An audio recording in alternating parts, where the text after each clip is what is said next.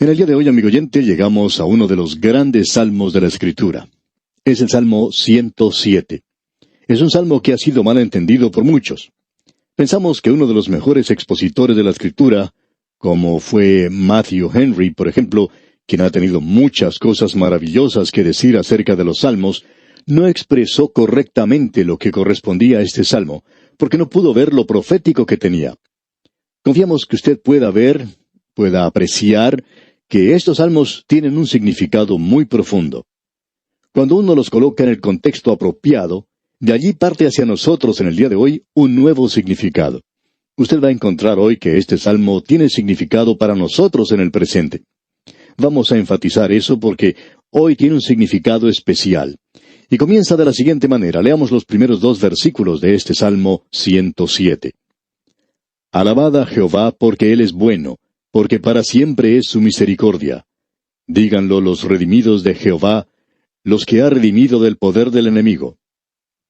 Amigo oyente, en el día de hoy necesitamos más creyentes que digan el mensaje que tenemos.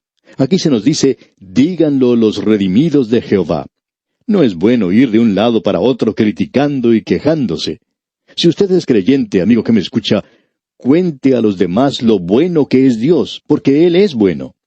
Lamentablemente en el mundo en que vivimos, la reputación de Dios es mala. Una reputación es lo que la gente piensa que somos. Y Dios no tiene ningún amigo entre la corte, digamos, de las multitudes de este mundo. No tiene un defensor, no tiene ningún aliado que testifique a su favor. No hay nadie que se presente como testigo y que diga algo bueno acerca de Dios. Ahora, si usted tiene alguna duda en cuanto a esto, pues mire a su alrededor. Usted puede ver en las religiones paganas, por ejemplo, que el concepto que tienen de Dios es algo terrible. Él es un Dios que destruye y que no salva, y que es muy difícil de entender. Es un Dios que no está interesado para nada en nosotros, ni tampoco nos ama. La gente común de hoy en este mundo, que tiene su apariencia de civilizada, con una porción mínima de educación, unido a un poquito de educación cristiana, como el maquillaje que se aplica en algunos, para estos Dios no es una persona que uno debe cultivar. Lo mantenemos siempre por allá a la distancia. Él no es en realidad un buen vecino. Muy difícil de agradar. Él es lo mismo que esa idea popular que existe acerca del policía, que nos espera a la vuelta de la esquina para ver si cometemos alguna falta. Él no es un amigo para nada. Una niñita dio el concepto general de lo que es Dios cuando ella presentó un versículo de la Escritura y se confundió un poquito. Esto es lo que ella dijo. Si Dios es por usted, usted está contra de Él. Y esa es la forma de pensar de muchas personas hoy. Así es que, si alguien va a decir que Dios es bueno, díganlo los redimidos de Jehová, como dice aquí. Dios es bueno. Esa no es una condición que necesite alguna prueba. No es una frase gastada, no es una consigna ni un lema, tampoco es propaganda. Es la pura verdad. Este es un salmo al cual nos gustaría escribir la música. Ahora, claro que no somos músicos. Creemos que aquí tenemos 4 estrofas. Usted puede darse cuenta que este salmo se divide mecánicamente de esta manera. En el versículo 8, usted tiene un coro. Allí dice, leamos, alaben la misericordia de Jehová y sus maravillas para con los hijos de los hombres. Luego uno puede apreciar que el versículo 21 repite lo mismo. Y si sigue leyendo y ve el versículo 31, puede notar que allí se repite nuevamente. Así es que 3 veces en este salmo tenemos esto que divide el salmo y lo podríamos llamar su coro.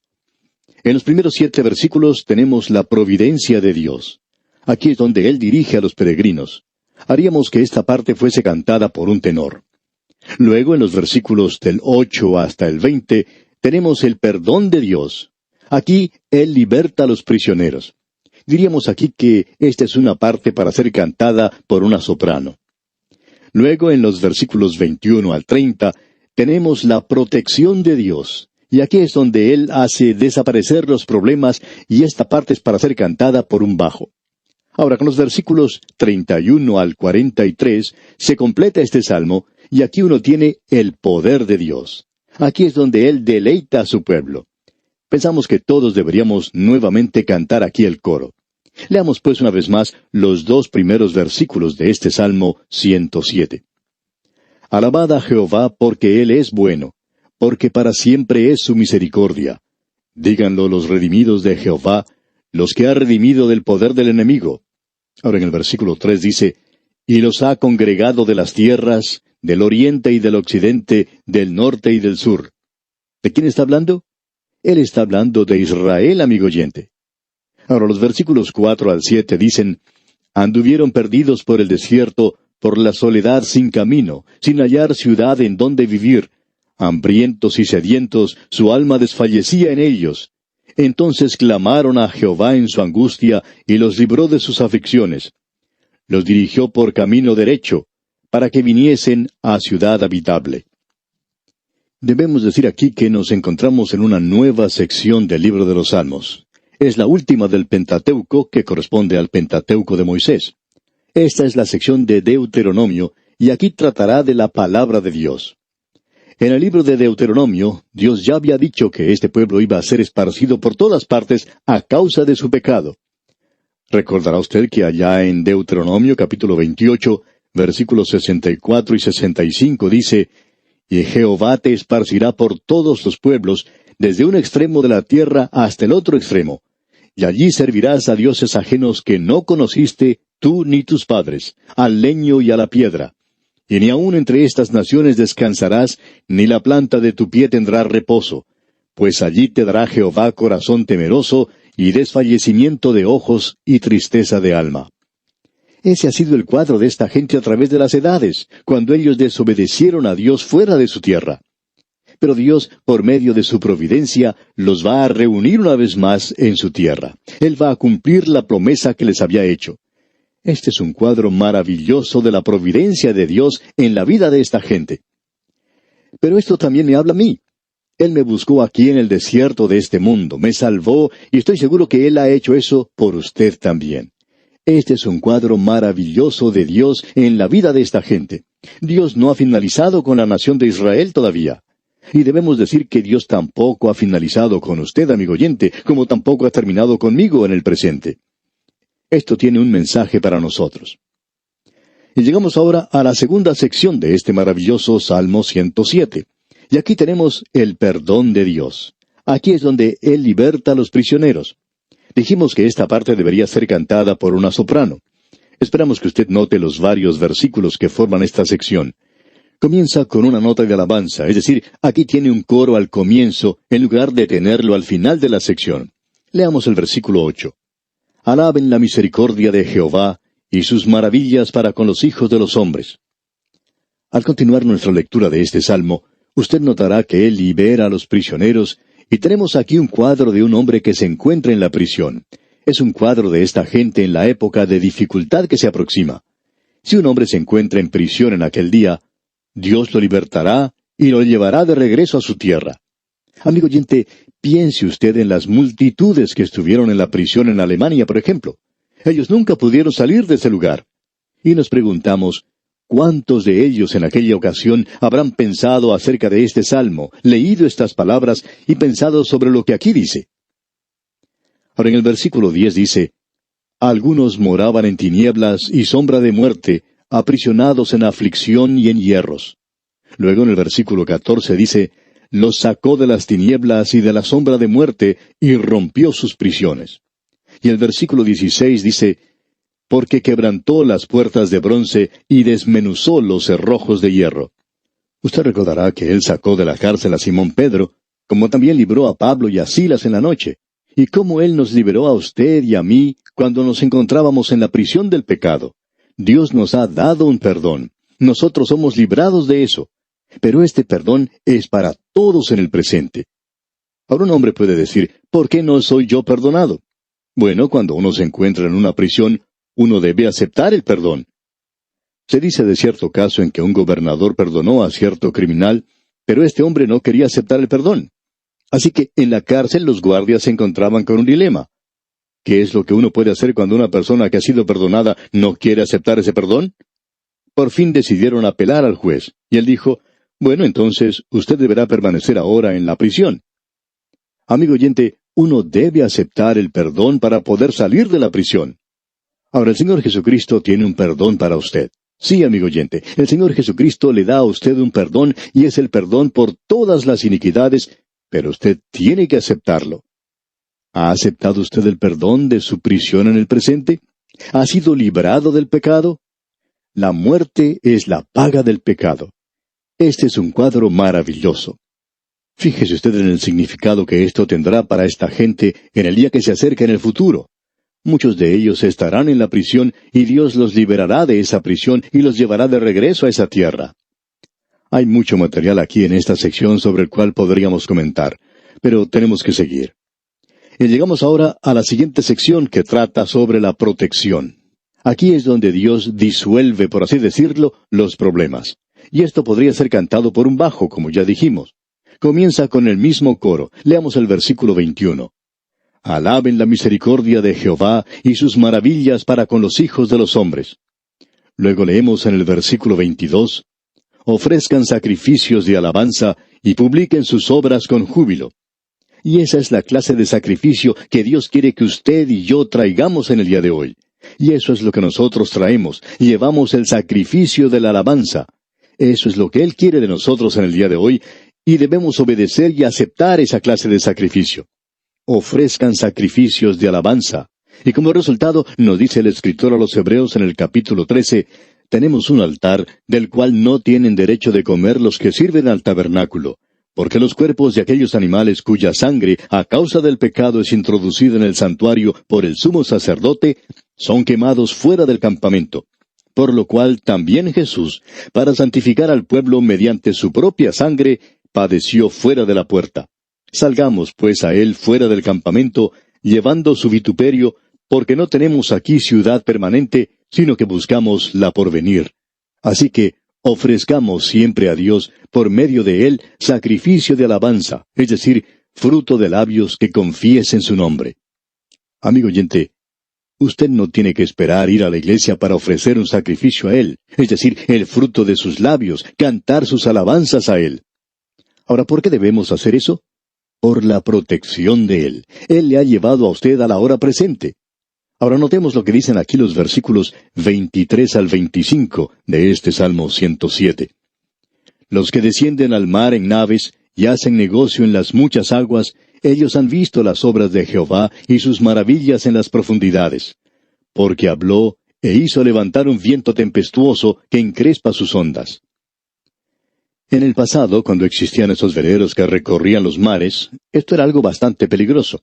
Cuando un hombre se embarcaba en un viaje como estos, él no sabía si iba a poder regresar o no. No podía estar seguro de eso. Así que en aquel día esa gente se encomendaba más a Dios. No es lo mismo que están haciendo muchas personas en el presente, cuando ellos ni siquiera piensan acerca de esto.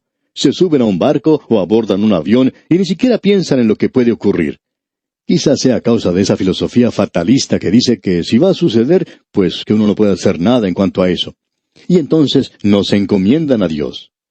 Amigo oyente, es maravilloso de veras que nosotros podamos encomendarnos a las manos de Dios en épocas como estas. Llegamos ahora a la última estrofa y aquí podemos ver el poder de Dios, donde Él deleita a su pueblo. Y aquí comienza en el versículo 31 diciendo, Alaben la misericordia de Jehová y sus maravillas para con los hijos de los hombres.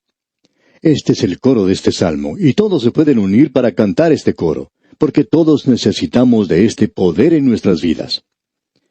Se cuenta que en cierta ocasión Tomás Aquino se presentó ante el Papa que estaba contando su dinero, y el Papa miró a Tomás Aquino y le dijo, Tomás, la Iglesia ya no puede decir, no tengo plata ni oro. Y Tomás Aquino dio media vuelta y comenzó a alejarse del lugar, y sin siquiera mirar atrás dijo, Así es, Señor. Y la Iglesia tampoco puede decir al hombre cojo, levántate y anda. En la actualidad, amigo oyente, nosotros estamos conscientes de los problemas, pero no estamos conscientes del poder, como alguien ha dicho.